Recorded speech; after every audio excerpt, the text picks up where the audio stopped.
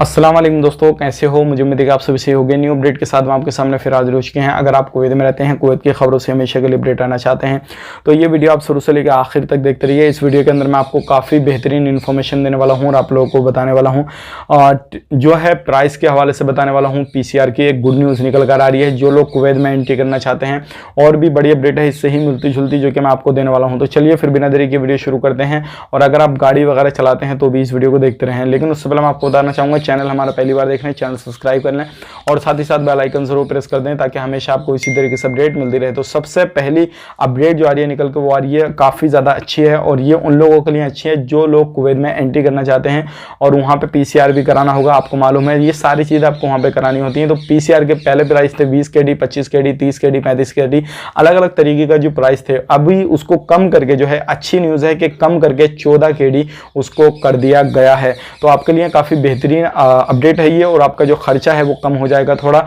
अगर आप कुवैत में एंट्री करना चाहते हैं तो कर सकते हैं, बेटेंशन, कोई भी परेशानी नहीं है। लेकिन टिकट के प्राइस वो काफ़ी ज़्यादा हैं, जैसे कि इससे पहले वाली वीडियो में मैंने आपको जिक्र किया था।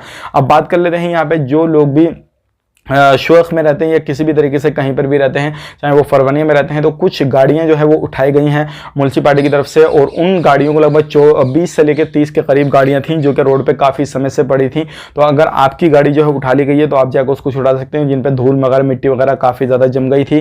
तो इस तरीके की अभी काफ़ी ज़्यादा चेकिंग वगैरह चल रही है, चाहे वो गाड़ी की हो या फिर आपके चाहे आप इलीगल हो तो आपकी हो या किसी भी तरीके से कहीं पर भी कोई भी एरिया में, हर चीज़ की इस टाइम पे काफ़ी ज़्यादा चेकिंग चल रही है। तो आपको ध्यान रखना काफ़ी ज़्यादा ज़रूरी है इस समय पे। अब बात कर लेते हैं अगली अपडेट की तरफ। जो अगली अपडेट आ रही है निकल गया, शोएख पोर्ट से आ रही है निकल गया।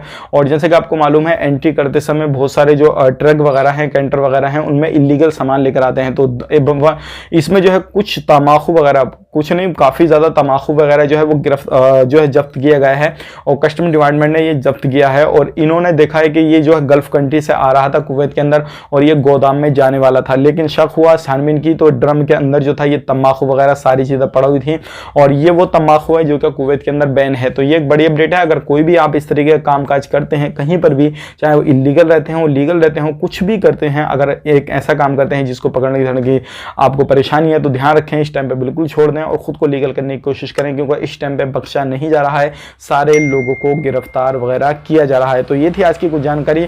उम्मीद करते हैं वीडियो पसंद आया होगा और अगर आप एंट्री करना चाहते हैं तो एंट्री के हवाले से मैंने आपको बता दिया, PCR की काफ़ी अच्छी जो कीमत है वो कम कर दी गई है। मिलेंगे नेक्स्ट वीडियो में, तब तक के लिए आप अपना ख्याल रखें, अपनी फैमिली वालों का ख्याल रखें। Take care.